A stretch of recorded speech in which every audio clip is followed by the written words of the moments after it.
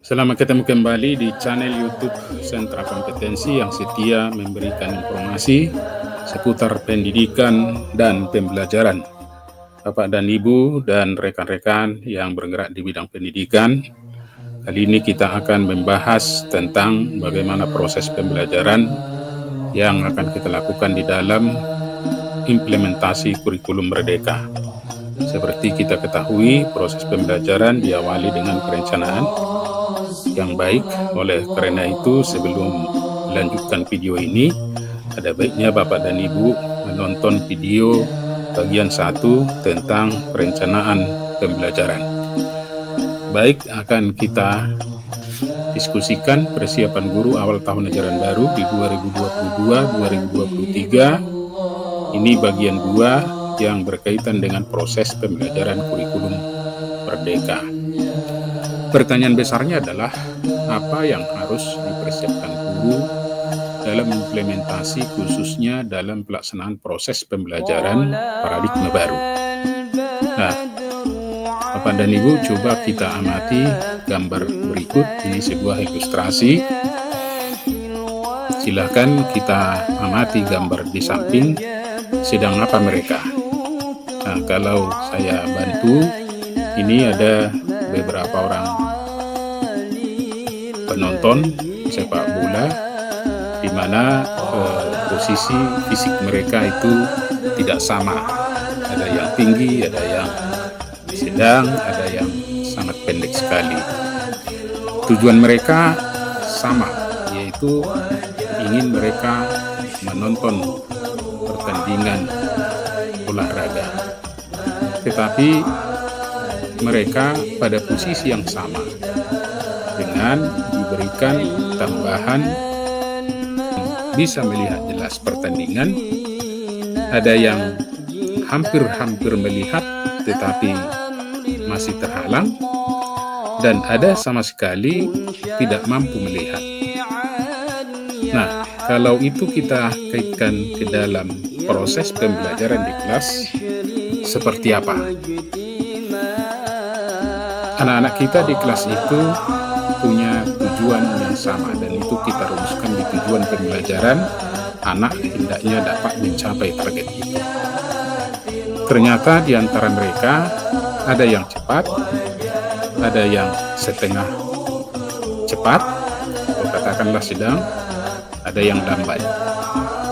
Ada yang gayanya visual, yang mengutamakan daya penglihatan, ada yang audio atau pendengaran, dan ada juga yang mengandalkan kinestetiknya. Nah, tentunya perbedaan itu harus diperhatikan dulu. Permasalahannya sekarang, apakah semuanya anak itu bisa mencapai tujuan, yaitu menonton pertandingan olahraga, katakanlah ini sepak bola di dalam area itu? Tentu tidak. Nah, harusnya seperti apa bantuannya? Tentunya bagi seorang yang bijak, maka akan memberikan solusi seperti pada gambar di samping. Yang tinggi tidak perlu diberi bantuan. Kemudian yang anak sedang, dia diberi bantuan tapi hanya satu kotak saja, sehingga dengan berdiri di atas kotak itu dia sudah mampu melihat pertandingan tersebut. Sedangkan anak yang pendek atau yang kecil, dia harus dibantu 2 kali dengan memberikan 2 kotak pijakan, sehingga pertandingan tersebut dapat diamatinya dengan baik. Atau semuanya mereka dibantu dengan cara bahwa sekap itu akan diganti semuanya dengan kawat pembatas yang bisa diamati mereka. Artinya, dengan memberikan kawat itu, semua mereka bisa melihat dalam arti mencapai tujuan. Sedangkan tadi dengan bantuan ada yang 1, ada yang 2, di sini pun memposisikan mereka semua bisa mencapai tujuan yaitu melihat pertandingan olahraga tersebut. Demikianlah anak-anak kita di kelas itu banyak hal perbedaan-perbedaan di mana kita harus memberikan bantuan atau pertolongan kepada anak-anak kita yang membutuhkan. Ada anak yang diam saja karena tidak mampu mengungkapkan kebutuhannya. Inilah posisi guru yang harus memperhatikan, dan di sini salah sebenarnya konsep pembelajaran berdiferensiasi. Kemudian Bapak dan Ibu, ini ada sebuah cerita. Saimai, harimau Bengkala berumur 2,5 tahun, ini dari koran, hidup rukun dengan beberapa babi di penangkaran harimau Praca, kira-kira 100 km tenggara Bangkok, Thailand. Saimai sejak kecil hidup dengan bermacam hewan lain, sehingga ia hanya memakan makanan yang diberikan pengasuhnya. Harimau kita ketahui memiliki potensi dan sebuah binatang yang sangat ganas yang menerkam mangsanya. Tetapi dalam cerita ini, dia menjadi berkawan dengan hewan-hewan yang lain.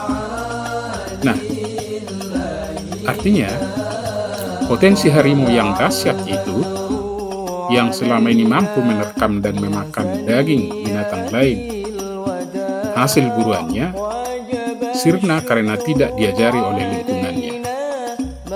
Daging yang ia makan diperoleh dari pengasuhnya, bukan hasil buruannya sendiri atau terkaman induknya. Ia tak pernah dipelajari berburu, hingga potensi yang ada di dalam dirinya terpendam, tidak dapat digunakan dengan baik.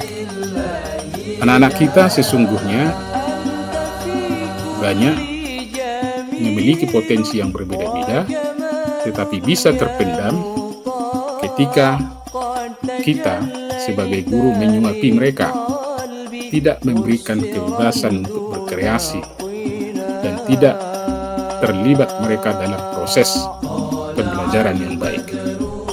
Ini sebenarnya konsep pembelajaran yang ingin menggiring kita ke dalam paradigma baru. Bapak dan Ibu, jadi persiapan guru dalam menerapkan pembelajaran dalam kurikulum Merdeka tentunya ada memahami beberapa ketentuan berikut, supaya bisa potensi yang ada di dalam diri peserta didik kita bisa bertumbuh, berkembang, kemudian bisa juga mereka mencapai target atau tujuan, baik anak yang sedikit lamban atau memerlukan atau butuh waktu atau bantuan, baik juga anak yang cepat. Apa saja yang harus kita persiapkan? Ada 5. Pertama, guru memahami konsep pembelajaran paradigma baru. Jadi, dengan memahami konsep paradigma baru, tentu persepsi kita, tindakan kita terhadap proses pembelajaran akan semakin baik. Kemudian yang kedua, guru mampu menyesuaikan pembelajaran dengan capaian dan karakteristik peserta didik. Kita ketahui tadi, anak-anak kita peserta didik berbeda satu sama lain, dan bahkan bisa dikatakan tidak ada pun satu di antara mereka yang sama. Mereka memiliki potensi yang berbeda-beda yang harus kita tumbuhkan sehingga berkembang menurut semestinya. Yang ketiga, guru memahami konsep pembelajaran berdiferensiasi dengan cara mengimplementasikan diagram Freire sebagai membantu bagaimana perbedaan itu terjadi di dalam proses pembelajaran di kelas. Pengelompokan peserta didik baik dari segi proses maupun dari segi minat atau karakteristik profil mereka tentu menjadi pertimbangan. Kemudian guru memahami prinsip-prinsip pembelajaran paradigma baru. Dan yang kelima, pertama, di mana guru mampu berbagai menggunakan model maupun pendekatan, metode, teknik, taktik yang bervariasi. Inilah sebenarnya yang harus dipersiapkan oleh Bapak Ibu guru sehingga dapat mengimplementasikan pembelajaran paradigma baru di dalam kurikulum sekolah penggerak, kurikulum merdeka. Bapak dan Ibu yang saya hormati, mari kita jabarkan satu persatu apa yang dimaksud dengan konsep pembelajaran paradigma baru. Secara definisi dapat kita artikan bahwa pembelajaran paradigma baru itu adalah pembelajaran yang memastikan bahwa praktik pembelajaran dilakukan berpusat kepada peserta didik. Jadi fokus kita bagaimana peserta didik supaya aman, nyaman, menyenangkan, dan juga mereka kreatif, dan mampu mereka yang butuh bantuan terbantu, dan anak yang cepat bisa terus meraih prestasinya. Yang kedua adalah guru diberi keleluasaan atau kebebasan untuk merumuskan rancangan pembelajaran dan asesmen sesuai dengan karakteristik dan kebutuhan peserta didik. Kalaupun ada panduan atau modul yang dibuat oleh pusat, itu tidak berarti kita terikat di situ, tetapi diberikan kebebasan untuk berkreasi, untuk bagaimana proses pembelajaran itu dan asesmen bisa berlangsung dengan baik. Yang harus kita perhatikan adalah bagaimana kita melihat karakteristik dan kebutuhan peserta didik. Di situ kuncinya. Yang ketiga adalah bahwa profil pelajar Pancasila berperan menjadi penuntun arah yang memandu segala kebijakan dan pembaharuan dalam pembelajaran maupun asesmen. Bapak dan Ibu, sebenarnya proses pembelajaran yang dilakukan di dalam kelas, kegiatan-kegiatan yang kita lakukan, muaranya adalah bagaimana sebenarnya peserta didik kita menunjukkan atau memiliki karakter profil pelajar Pancasila. Kemudian yang kedua, penjelasan yang kedua, ada 8 langkah penyesuaian pembelajaran dalam kurikulum merdeka. Pertama, guru perlu aktif mencari dan mendengarkan pendapat, pertanyaan, atau sudut pandang atau aspirasi dari peserta didik kita. Nah, ini menjadi langkah pertama atau penyesuaian di dalam proses pembelajaran. Ini sebenarnya sudah kita lakukan di dalam kurikulum sebelumnya, tetapi di dalam kurikulum merdeka ini akan semakin dikuatkan. Yang kedua, guru memberikan umpan balik dan refleksi. Khusus bagaimana memberikan refleksi umpan balik, bisa Bapak Ibu tonton di video sebelumnya. Nanti linknya akan kita sertakan di bawah video ini. Yang ketiga adalah guru membuka kesempatan peserta didik untuk eksplorasi, kemudian bertanya, dan juga ada tugas-tugas yang terbuka. Yang keempat, guru memberikan bantuan dan juga tantangan bagi peserta didik yang membutuhkan. Nah, ini yang konsepnya bagaimana anak-anak yang butuh bantuan itu diberikan bantuan sehingga juga mereka dapat mencapai target atau tujuan yang sudah kita rumuskan. Yang kelima adalah guru melibatkan peserta didik untuk mengambil keputusan untuk apa, mengapa, bagaimana mereka belajar. Maka penting di sini kerjasama atau kolaborasi baik antar siswa maupun antara peserta didik dengan gurunya.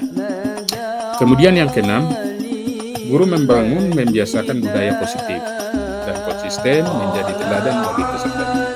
Membiasakan budaya positif bagaimana proses pembelajaran itu nyaman, aman, dan menyenangkan bagi peserta didik, dan terjadi budaya positif, apakah itu budaya disiplin, budaya baca, budaya literasi, dan sebagainya. Kemudian yang ketujuh, Guru mengkomunikasikan ekspektasi, harapan, di mana pengetahuan keterampilan yang ingin dimiliki oleh peserta didik maupun profil belajar Pancasila yang dituju. Kemudian yang kedelapan, bagaimana guru membuat kesepakatan bersama dengan peserta didiknya agar saling menghormati dan membangun rasa percaya dengan satu sama lain. Ini 8 langkah penyesuaian yang perlu dilakukan oleh guru dan direncanakan sehingga implementasi pembelajaran di dalam kurikulum Merdeka itu dapat terlaksana dengan baik. Kemudian yang ketiga, perlu kita pahami ada 5 prinsip pembelajaran kurikulum Merdeka. Mari kita lihat satu persatu. Yang pertama adalah prinsip pembelajaran dirancang dengan mempertimbangkan tingkat pencapaian peserta didik saat ini sesuai kebutuhan belajar serta mencerminkan karakter dan perkembangan mereka. Jadi kita merancang pembelajaran, apakah itu membuat perangkat ajar, dalam hal ini modul, tentu harus dipertimbangkan pencapaian peserta didik saat ini. Inilah yang perlu dilakukan tes diagnostik kognitif maupun non-kognitif supaya sesuai dengan apa yang kita rencanakan itu sesuai dengan kebutuhan belajar siswa. Prinsip yang kedua, pembelajaran dirancang dan dilaksanakan untuk membangun kapasitas belajar peserta didik dan menjadi pembelajar sepanjang hayat. Dan yang ketiga adalah kegiatan belajar mendukung perkembangan kognitif dan karakter peserta didik secara berkelanjutan dan holistik. Nah, ketiga prinsip ini sebenarnya sudah mulai dan sudah kita lakukan di dalam kurikulum sebelumnya, tetapi ini perlu lebih tajam lagi kita lakukan. Kemudian prinsip yang keempat, pembelajaran yang relevan yaitu sesuai dengan konteks kehidupan dan budaya peserta didik serta melibatkan orang tua dan komunitas sebagai mitra. Ini sudah berbeda dan prinsip ini belum ada sebelumnya, tetapi bagaimana guru mencoba mencari materi-materi yang dibelajarkannya itu dikaitkan dengan konteks kehidupan peserta didik dan juga menjalin kerjasama dengan orang tua maupun komunitas yang lain sebagai mitra. Dan yang kelima, bahwa pembelajaran berorientasi pada masa depan yang berkelanjutan. Nah, 5 prinsip pembelajaran mengingatkan guru dalam implementasi kurikulum Merdeka, mulai dari perencanaan pelaksanaan maupun dalam asesmen nanti.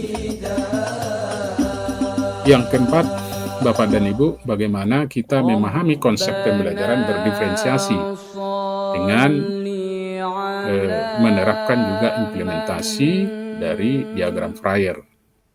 Nah, konsep pembelajaran berdiferensiasi itu adalah usaha untuk menyesuaikan proses pembelajaran di kelas untuk memenuhi kebutuhan belajar individu setiap peserta didik. Jadi menyesuaikan proses pembelajaran untuk apa?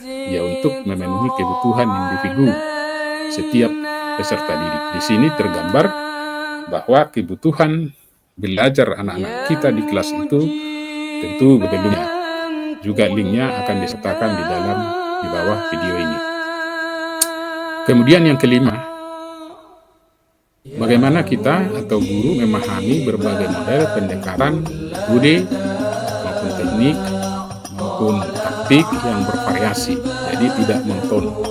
Nah, model pembelajaran yang digunakan adalah model pembelajaran yang membuat peserta didik bisa aktif dan kreatif dan juga menumbuhkan 4C.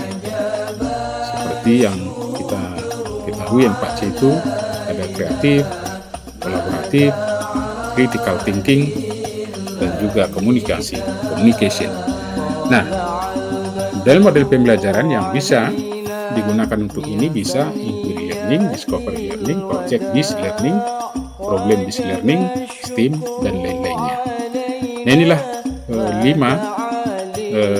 prinsip yang perlu dipahami oleh Bapak Ibu guru di dalam implementasi kurikulum merdeka nantinya di dalam kelas.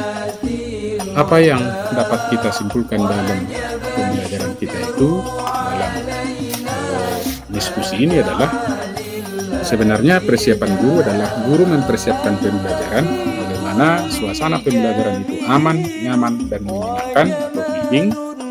Kemudian menghargai perbedaan karakteristik bagi semua peserta didik.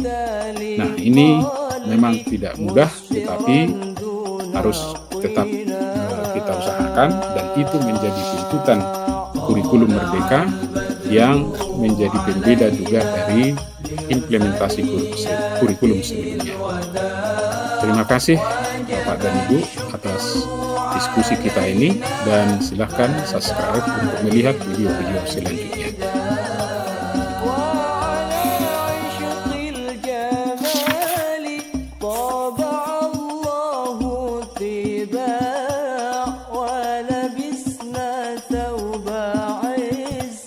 بعد تلفيق الرقاب